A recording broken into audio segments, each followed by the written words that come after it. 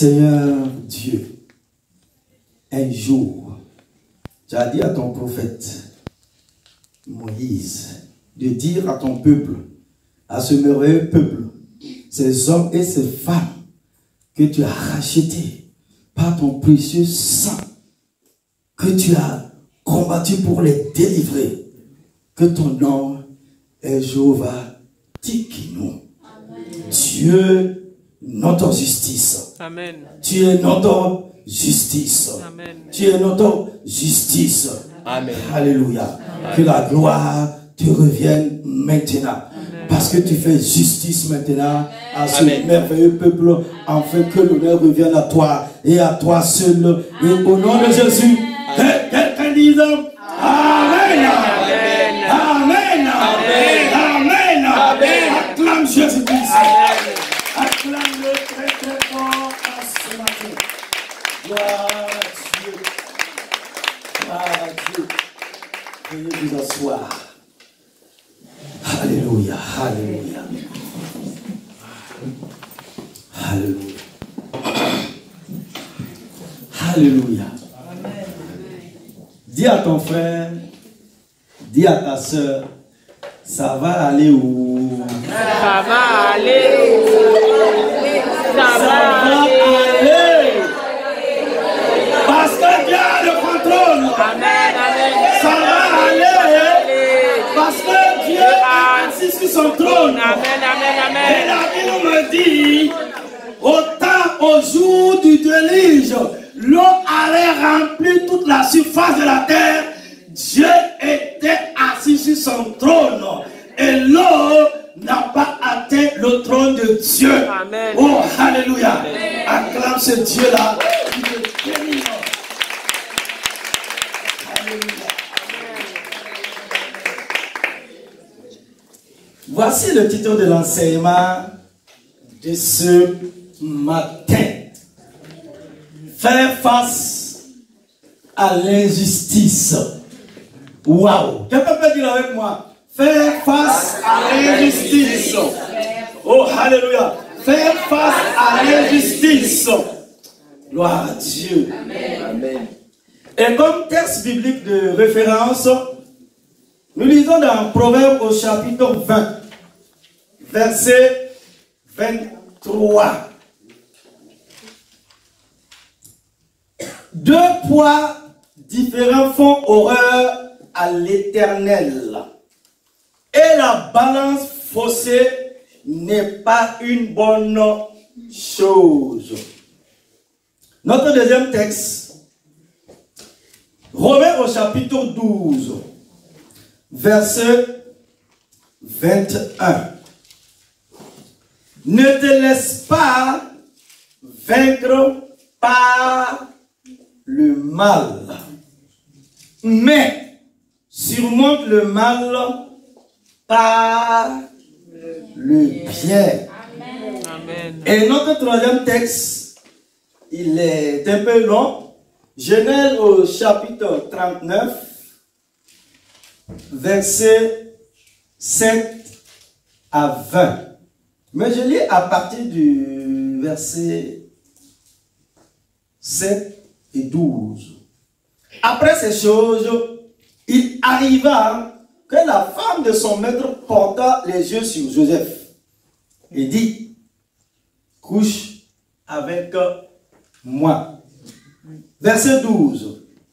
Elle le saisit par son vêtement en disant, couche avec moi. Il lui laissa son vêtement dans la main et s'enfuit au dehors. Lorsqu'elle vit qu'il lui avait laissé son vêtement dans la main et qu'il s'était s'enfui dehors, elle appelait les gens de sa maison et leur dit, voyez, il nous a amené un Hébreu pour se jouer de nous. Cet homme est venu vers moi pour coucher avec moi, mais j'ai crié à haute voix. Et quand il a entendu que je levais la voix et que je criais, il a laissé son vêtement à côté de moi et s'est s'enfui dehors. Quelqu'un peut acclamer la parole de Dieu? Acclame la parole de Dieu. Faire face à l'injustice. L'injustice, tel un caméléon, s'infiltre partout et se déguise sous bien des formes, frappant l'homme telle une maladie évolutive.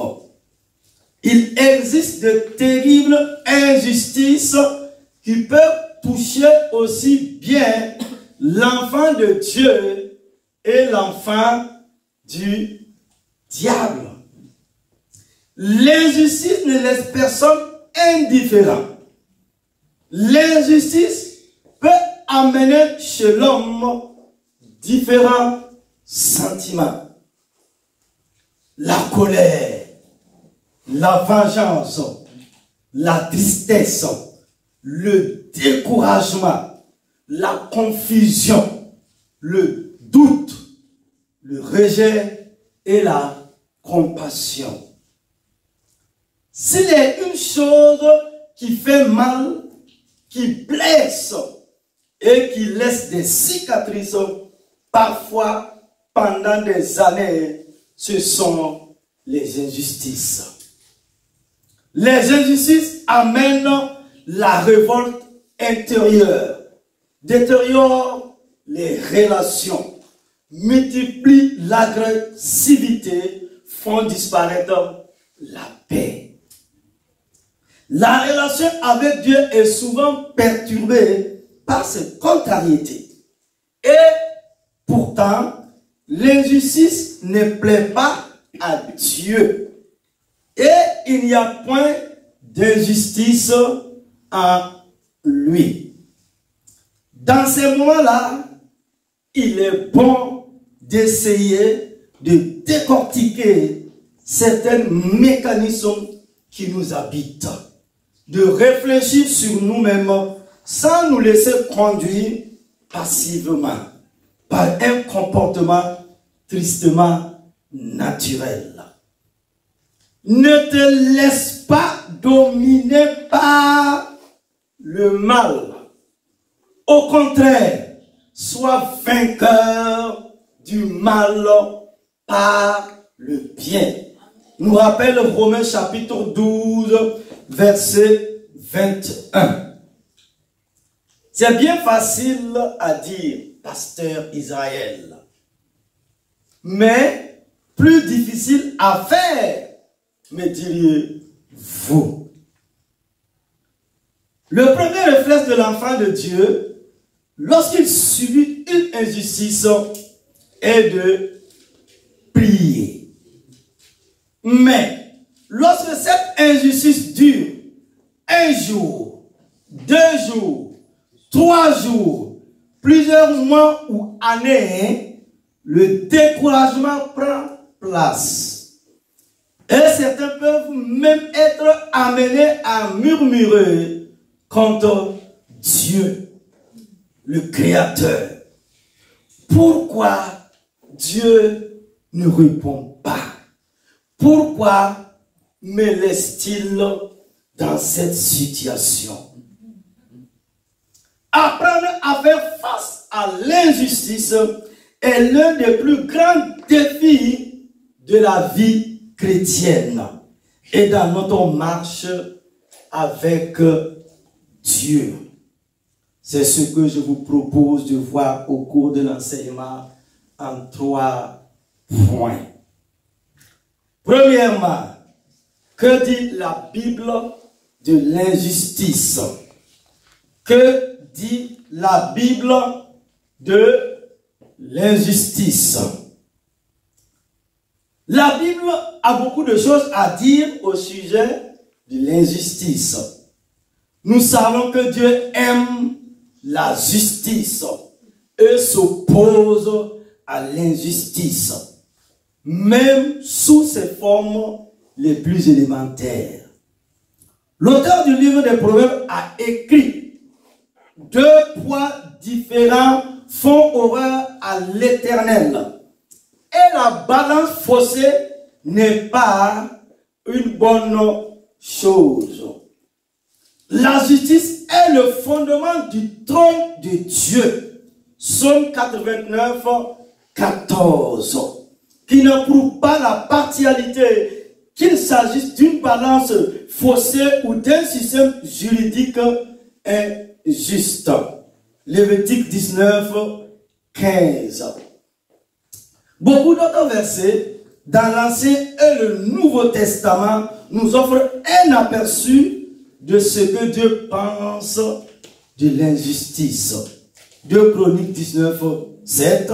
Vous pouvez lire à la maison. Job 6, 23. Ézéchiel 18, 24. Romains chapitre 9, verset 14.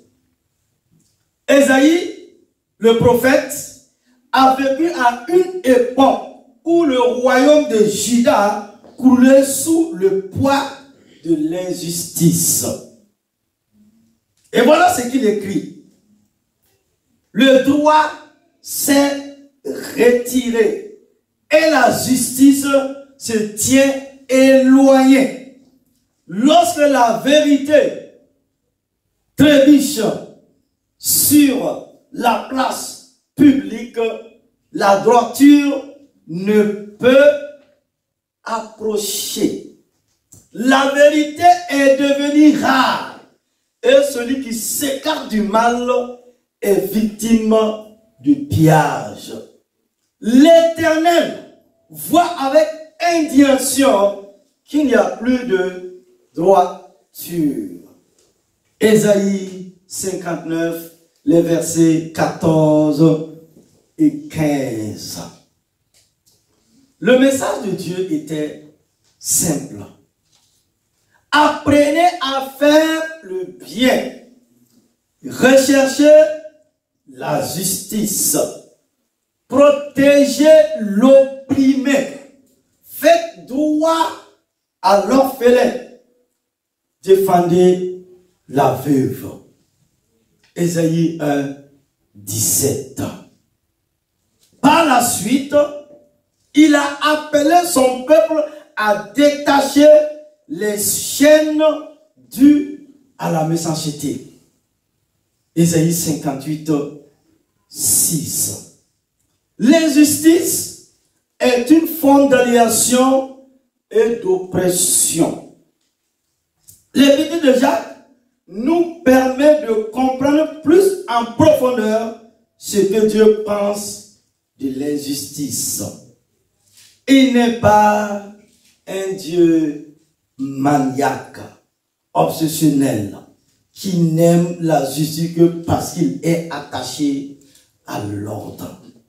Son amour de la justice est plus profond que cela. Jacques 2 parle du favoritisme. Le passage Jacques décrit un groupe de croyants qui jugent les personnes assistant à leur réunion selon leur appartenance sociale. L'injustice dans le cœur de l'homme est un signe de favoritisme, d'esprit de jugement et de manque d'amour. Si nous efforçons d'être justes selon nos propres critères, nous passerons toujours à côté de ceux de Dieu.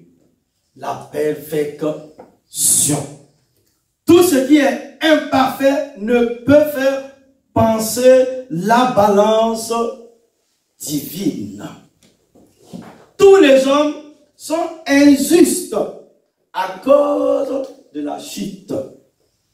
Nous faisons tous beaucoup de choses incongrues.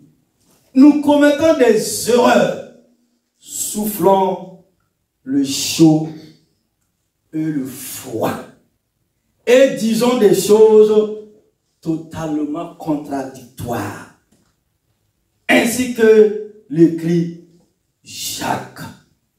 Nous trébuchons tous de bien des manières.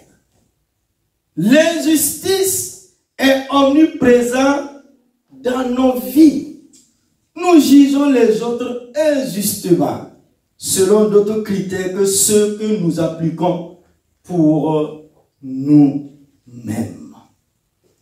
La seule manière de vraiment échapper à notre propre injustice est de prendre conscience de la justice parfaite de Dieu et de l'injustice inhérente des hommes qui sont par définition imparfaits, puis de recevoir la justice de Dieu. Nous ne pouvons mettre notre confiance en celui qui justifie les injustes que si nous ne cherchons plus à nous justifier nous-mêmes. Romains au chapitre 4, verset 5.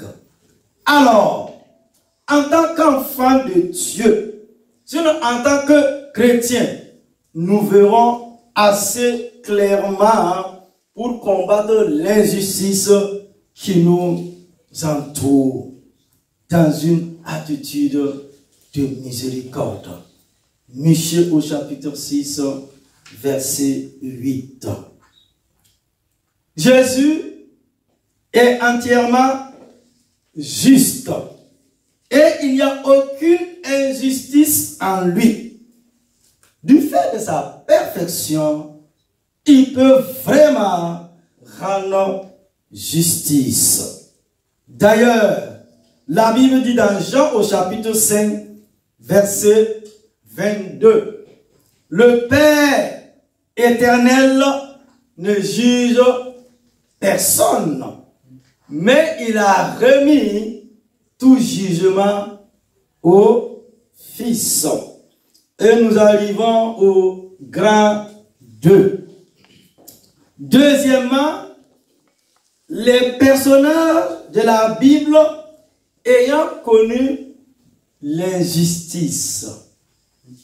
Les personnages de la Bible ayant connu l'injustice. Premièrement, David, face à Saül, a connu pendant des années injustice sur injustice. Mais je vous pose la question, Église. Quelle a été sa réaction? Quelle a été la réaction de David? Elle apparaît dans les nombreux psaumes qu'il a écrits à ces occasions. C'est la prière où il déverse sur Dieu tous ses ressentiments et où il lui parle de ses blessures ainsi que de ses réactions tout humaines. Il s'en remettait pleinement à la justice de Dieu, même si elle a tardé à se manifester. Il a été convaincu que c'était vraiment Dieu qui a agi. Celui qui vit ainsi près de Dieu, c'est qu'il peut lui remettre ces injustices qui l'accablent et compter sur lui pour intervenir sans se venger soi-même. 2. Face à l'injustice de la mort de Jean-Baptiste. Jean le Baptiste. Je vous pose encore une autre question, Église, peuple de Dieu. Quelle a été l'attitude de notre Seigneur Jésus? Voici ce que la Bible dit. À cette nouvelle, Jésus partit de là dans une barque pour se retirer à l'écart dans un lieu désert. Matthieu au chapitre 14, verset 13. Au jour du malheur, sinon au jour de l'épreuve, sinon au jour de l'angoisse. Réfléchis. Ce que nous dit Ecclésiaste au chapitre 7, verset 14. Au lieu de laisser éclater des sentiments de révolte, de vengeance ou simplement d'incompréhension qui se traduisent par la violence, et de se laisser dominer dans la pensée et puis dans le comportement par eux, il est bon de prendre de la distance et de réfléchir. La Bible dit quoi, mon frère, ma soeur? Au jour du malheur, réfléchis.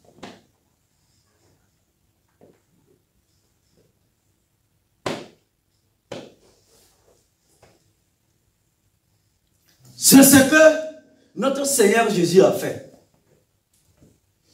Quand on a coupé la tête de Jean le Baptiste, celui qui est venu annoncer le royaume de Dieu, qu'un roi allait venir pour manifester la puissance du royaume de Dieu par la guérison et la délivrance. Parce que depuis le prophète Ésaïe, Élie, Élisée et tous les Josué et tous les autres, personne de l'Ancien Testament n'a pris autorité pour chercher le démon, pour pratiquer la délivrance. Mais Jean-Baptiste dit, il y a un roi qui vient, qui va manifester la puissance du royaume sur les enfants de Dieu, sur le peuple de Dieu. Lui, il est venu pour préparer le chemin.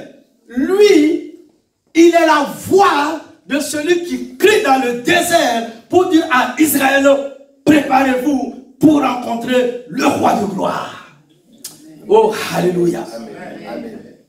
Il est venu baptiser Israël pour la repentance des péchés, pour un changement de comportement, de mentalité. Ce Jésus-là s'est arrêté un jour. Il a dit à Pierre, Jacques, Jean et les autres que parmi tous ceux qui sont nés de femmes, oh alléluia, depuis Abraham et les autres, il n'y a pas plus grand que Jean le Baptiste. Et c'est la tête de ce prophète qui s'est retrouvé dans un plateau. Pourquoi? Quand il a dit au roi, ce que tu as fait, c'est pas bien. Pourquoi tu as pris la femme de ton frère? Oh, alléluia. La femme n'a pas accepté ça. Qu'il prophétise la vérité, le droit de Dieu. La Bible m'enseigne, ma soeur, mon frère, la femme a gardé la vengeance dans son cœur.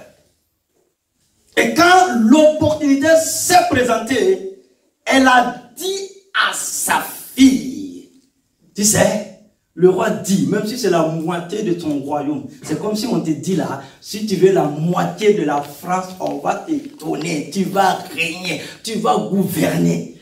Oh. Mais cette Jézabel, cette méchante, elle a dit à sa fille, dis au roi. Parce que quand le roi a parlé, il a parlé. Et c'était devant ses conseillers. Dis-lui, je vais la tête de Jean le Baptiste. Aïe, aïe, aïe. Hey! Qu'est-ce que tu vas faire avec la tête de Jean Baptiste? Tu vas bouillir, manger ou quoi? Le roi était coincé. Jean-Baptiste dans la prison. On vient, on dit, ah, tête. Il croyait qu'il allait être libéré. Bam! La tête s'est retrouvée de l'autre côté. Dans un plateau. Un argent. Quelqu'un a ajouté un argent. Seigneur. Cet homme que Jésus a dit, tous ceux qui sont nés de femmes, il n'y a pas plus grand que lui. Il continue. Mais le plus petit dans le royaume de Dieu, ça veut dire, vous et moi, nous sommes plus que grands que Jean-Baptiste. Oh, alléluia, acclame Jésus. Il est plus grand que Jean-Baptiste. Parce que lui, il a vu le royaume. Il n'est pas rentré dans le royaume, mais tu es rentré dans le royaume du Fils béni du Dieu vivant. Là où tu as la délivrance, la guérison, la restauration, le miracle de Dieu, les prodiges de l'éternel Dieu pour ta vie. Amen. Face à cette injustice, Jésus n'a pas parlé. Il s'est retiré pour réfléchir. J'ai pris que le Saint-Esprit parle à ton cœur en ce matin. Amen. Oh, alléluia. Au jour du malheur, c'est ce que nous dit Ecclésiaste, le fils de David. Au jour du malheur, réfléchis. On va parler. Réfléchis. 3. Pierre a d'ailleurs écrit dans sa première lettre pour des chrétiens qui souffrent de l'injustice à cause de l'opposition à leur foi. Et Pierre les encourage non à se révolter contre ceux qui les font souffrir injustement, mais à dépendre de Dieu.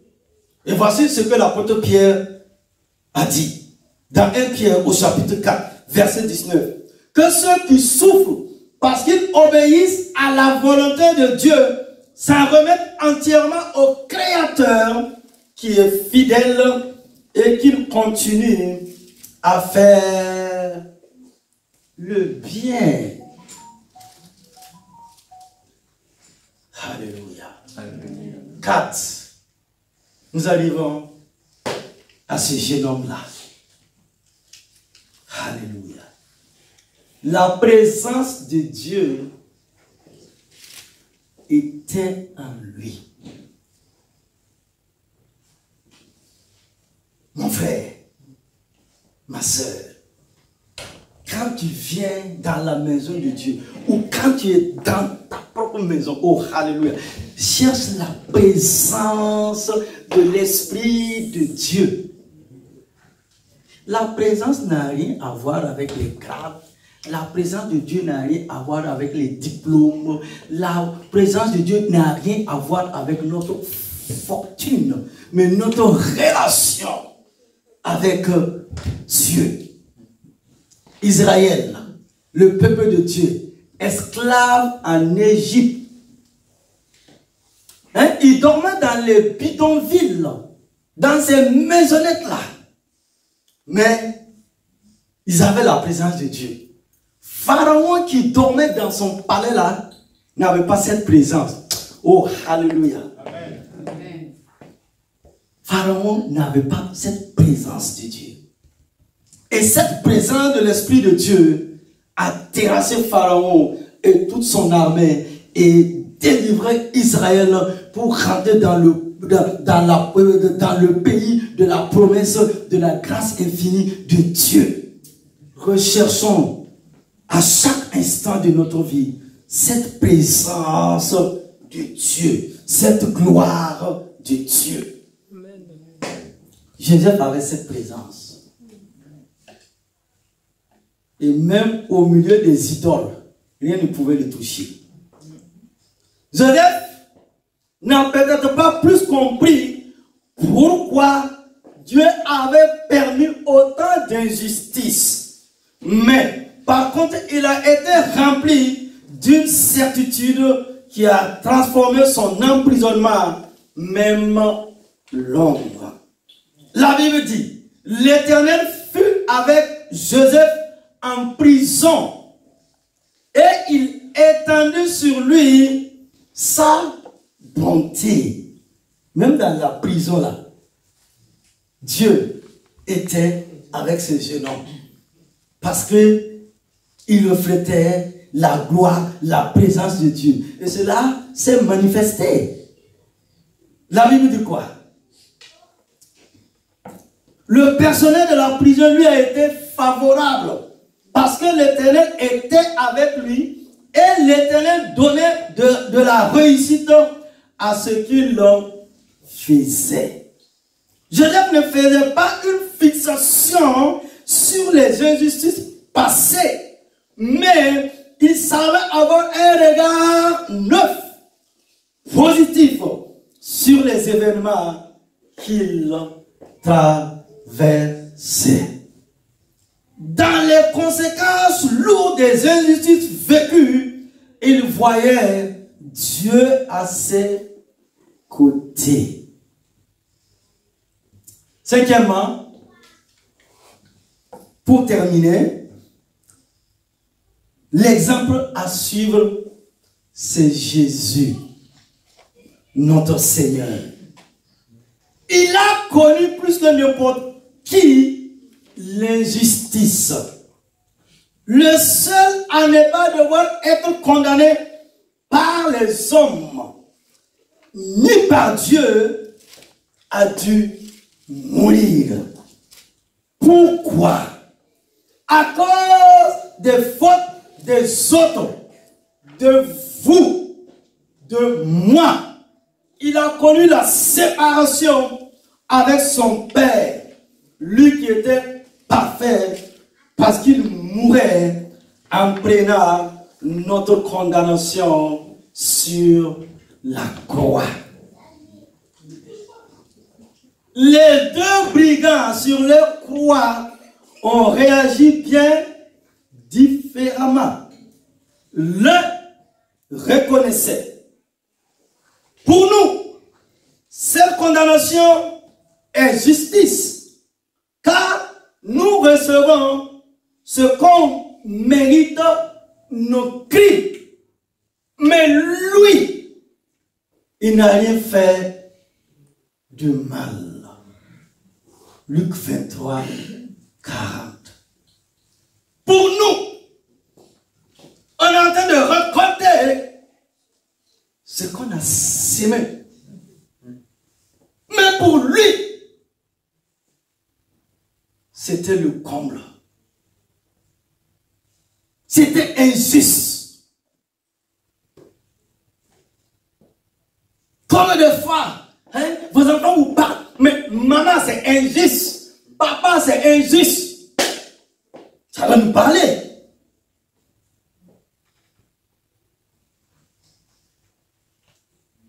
Alléluia. Alléluia. Grand 3. Comment devons-nous faire face à l'injustice? Voici la question. Comment devons-nous faire face à l'injustice?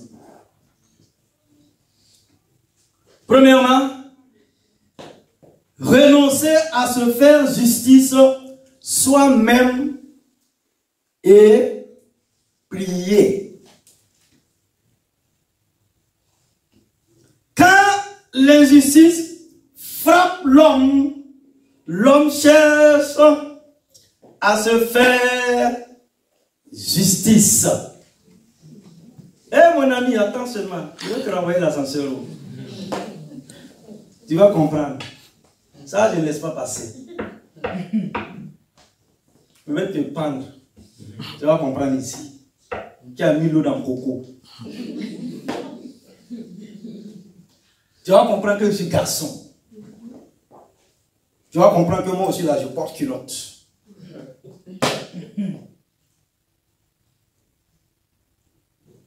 La Bible nous invite à ne pas laisser libre cours à nos pulsions de vengeance, de jalousie, d'amour blessé. Nous sommes plutôt amenés à réfléchir et à se confier à Dieu. Devant l'injustice, en voyant que celui qui vit sans Dieu réussit, et que celui qui veut être fidèle à Dieu endure difficulté sur difficulté, Asaph conclut. Je me suis mis à réfléchir. J'ai cherché à comprendre sur cette terre des hommes,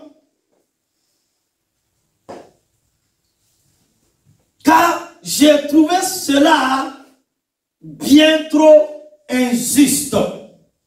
Jusqu'au jour où je suis entré dans la maison de Dieu et où j'ai réfléchi au sort qui attendait les arrogants. Psaume 73, versets 16 et 17.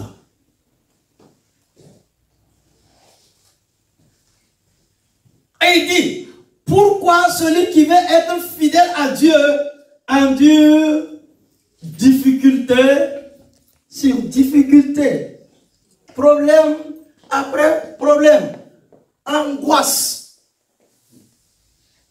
C'est comme quand tu as pris la décision de marcher avec ton Dieu. Aïe aïe aïe, l'ennemi s'est levé.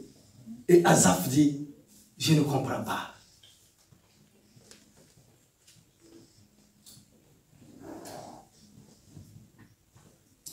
Il faut souvent du temps dans la réflexion pour arriver à dépasser l'attitude primaire face à l'injustice, pour comprendre le plan de Dieu pour ta vie.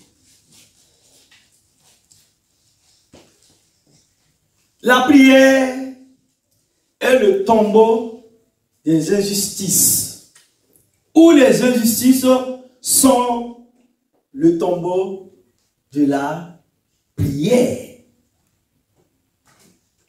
Il y a dans la communion avec Dieu un vrai pouvoir de guérison. Amen.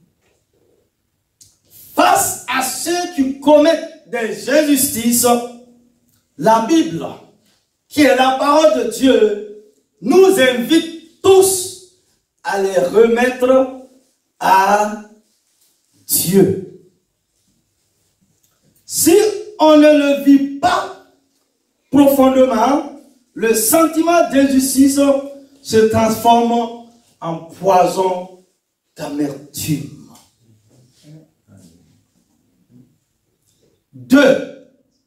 Laissez agir la colère de Dieu. Confiez-vous en Dieu. Dieu est en colère contre l'injustice dans ta vie. Au sujet de te faire justice soi-même, voilà ce que Dieu a dit. Ne vous vengez point vous-même, bien-aimés, mais laissez agir la colère. Car il est écrit, à moi la vengeance, à moi la rétribution, dit le Seigneur. Romains chapitre 12, verset 19. Waouh! Car celui qui agit injustement recevra selon son injustice, et il n'y a point d'acception de personne. Colossiens chapitre 3, verset 25. Romains 1, 18. Toujours ce grand apôtre de tous les temps.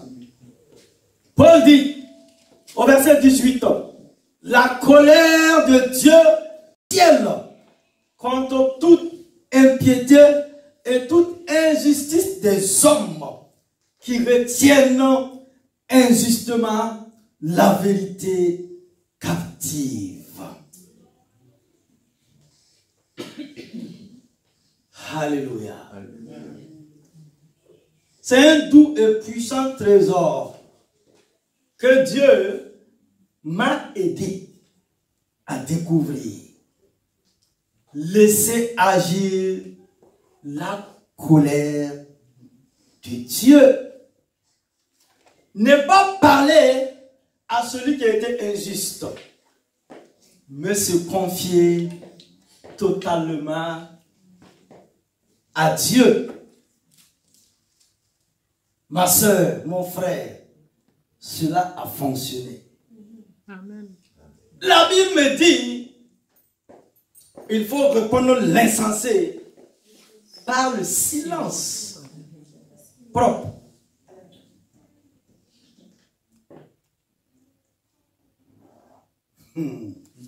Parfois, nous chantons ou nous prions, Seigneur, je te fais confiance, oh. Mais, dans les épreuves de notre vie, tu as dit à Dieu, je te fais confiance. Quand il y a l'épreuve, quand il y a les difficultés, quand les choses se dressent contre toi, Dieu nous dit, me fais-tu encore confiance?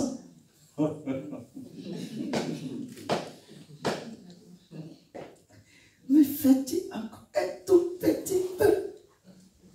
Parce que dans la prison, dans la fosse au lion, tu peux me faire encore un peu confiance?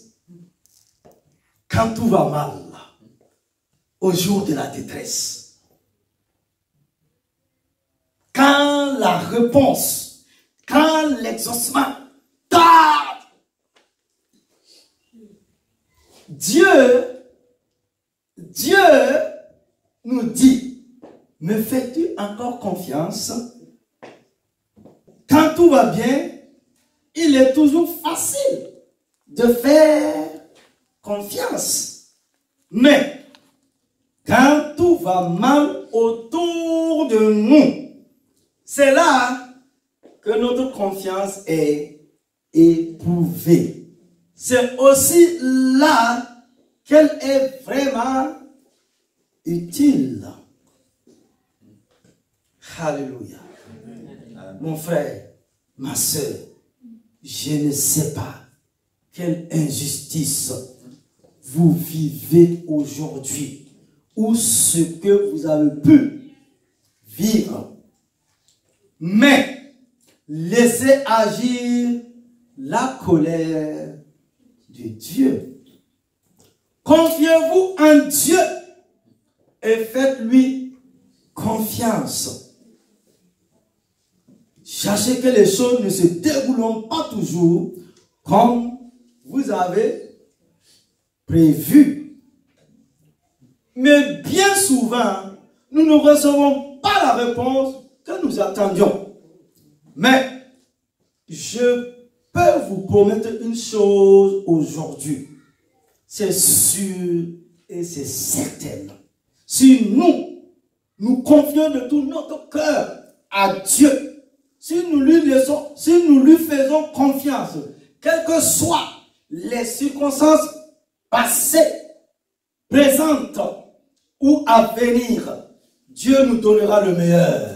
Amen. Oh, alléluia. Dieu nous donnera le meilleur. Amen. Oh, alléluia. Tu as compris? Dieu nous donnera le meilleur. Amen. Jésus. Amen. Le meilleur à venir. Amen. Dieu dit le meilleur à venir. Amen. Dieu nous donnera mieux. Dieu multipliera la valeur de ce qu'on nous a volé. Amen. Amen. Si, par contre, vous entrez dans le piège du diable et dans ses façons de faire, si vous essayez de vous en sortir par nous-mêmes, nous ne réussirons pas. Nous de l'ordre de Dieu et de ses façons de faire de Dieu. Alors que tout ce qui paraît être une réussite sans Dieu est un échec. Amen. N'est-ce pas toi, ô Dieu, qui nous a repoussés et qui ne sortait plus, ô Dieu, avec nos armées? Nous dit le psaume 72. 3. Laissez faire celui qui a vécu la pire injustice. Notre vrai ennemi, après nous-mêmes, c'est le diable. Et l'injustice est un bébé du diable. Hello. Je dis, Église, l'injustice est un bébé du diable. Il l'a lui-même engendré. Derrière l'injustice ne se cache pas un homme, mais un démon.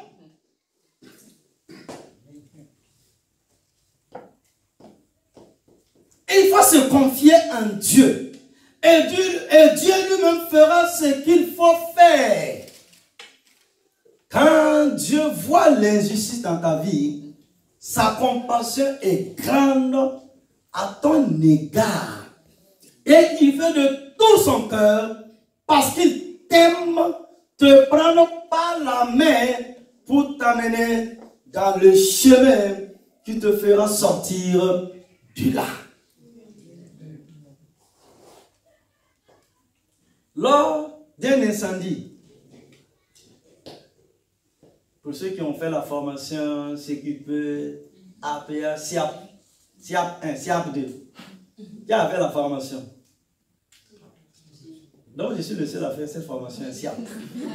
SIAP 1. APS, sécurité. Lors d'un incendie ou d'un accident, la porte de sortie n'est pas la porte la plus facile d'accès. Mais on utilise des portes de secours que vous voyez derrière vous. Des couloirs étroits et sombres où on passe par la fenêtre. De même, faire confiance à Dieu implique un coût. Mais cela vaut vraiment le coup. Amen. Luc 23, verset 34.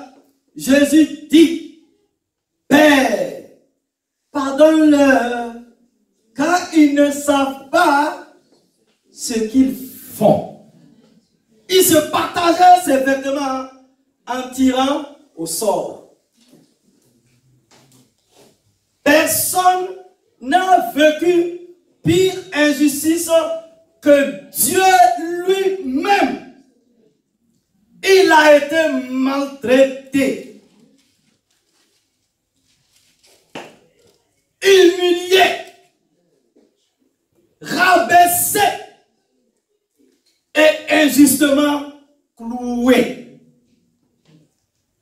Il n'avait jamais rien fait de mal. Jamais, jamais, jamais. Il aimait tout le monde. Écoutez, même s'il s'est donné lui-même, on avait tout pris de lui. On l'avait frappé et humilié. On lui avait craché dessus.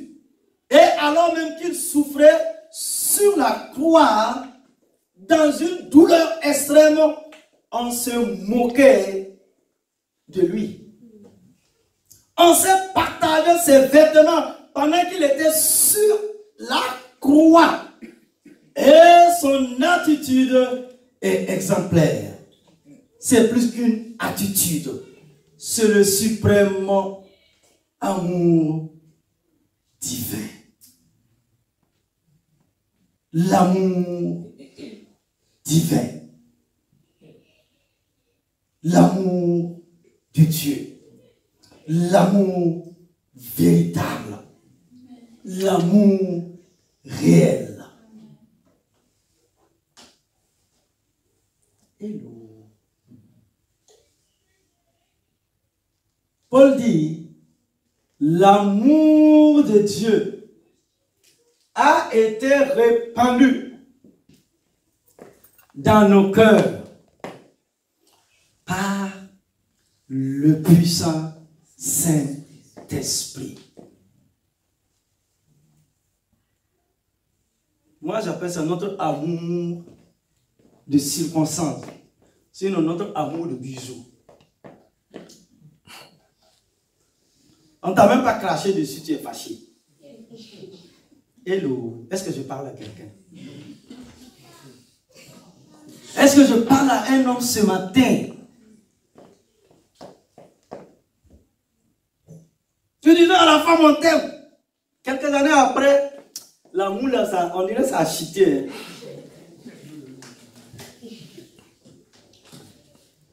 Les femmes, quand elles aiment garçon, elles ne dorment pas. Après un, vous êtes des célibataires. Après un, des enfants. Tu regardes le mec là même là, sa tête là même t'énerve. Ça c'est quelle façon de garçon? Jean nous dit, nous voulons le paradis. Il dit, voilà ce que Dieu reproche à son peuple, sinon à son église. Nous avons oublié notre premier amour.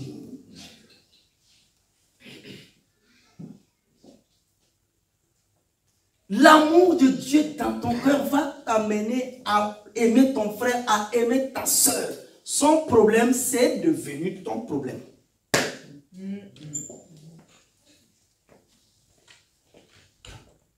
Cet amour que tu donnes, tu ne penses pas recevoir quelque chose en retour.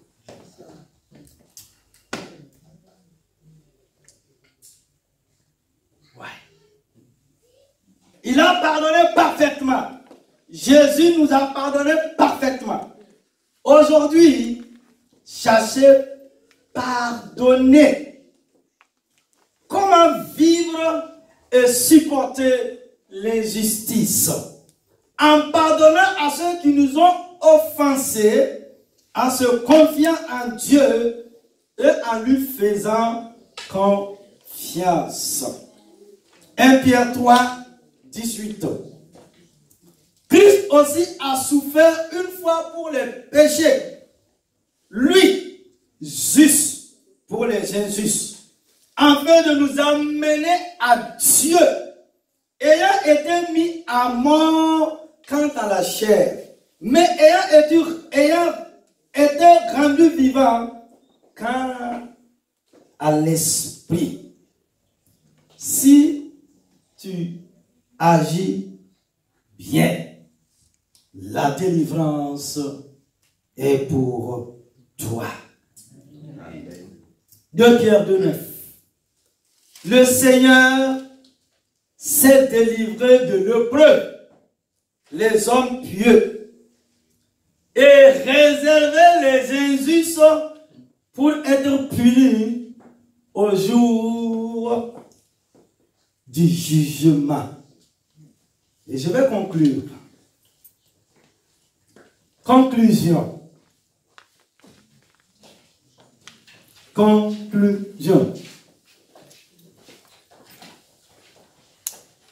Très souvent, les circonstances les plus difficiles de notre vie sont un tremplin vers notre destinée. Dieu connaît notre avenir. Et lorsque nous devons faire face à l'injustice, à l'épreuve et aux difficultés, il nous faut nous ressourcer dans la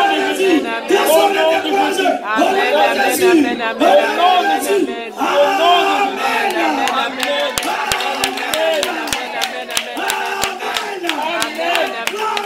Le Seigneur de gloire. Amen, amen. Acclame le Seigneur de la vie. Acclame le Seigneur de la victoire. Acclame le Seigneur Dieu. Acclame ton Créateur. Acclame ton Libérateur. Acclame Jésus. Il est ton salut. Il est ta guérison. Il est ta délivrance. Il est ta gloire. Il est ta victoire. Jésus est la réponse à tes problèmes. Jésus est la réponse à tes problèmes. Jésus est la réponse à tes problèmes. Il est la solution. Alléluia. Gloire à toi, Jésus. Que la gloire te revienne. Que la gloire te revienne. Que la gloire te revienne. Tu es notre justice. Tu es notre justice. Tu es notre justice. Nous voulons seulement nous confier à toi. Nous voulons compter sur toi. Nous voulons marcher dans l'intégrité. Nous voulons marcher dans tes voies. Nous voulons manifester l'amour. Nous voulons prier pour nos ennemis. Pardonner. Bénir. Nous voulons continuer à faire le bien. Nous ne voulons jamais lâcher de faire le bien. Nous voulons être comme notre Père éternel. Être comme notre Père éternel. Être comme notre Père éternel. Tel qu'il est, vous êtes dans ce monde. Oh, alléluia. Tel qu'il est, vous êtes dans ce monde. Tu es créé à son image, à sa ressemblance. Et la gloire de Dieu est sur toi. Amen. Jésus-Christ de Nazareth. Amen. Amen. Amen.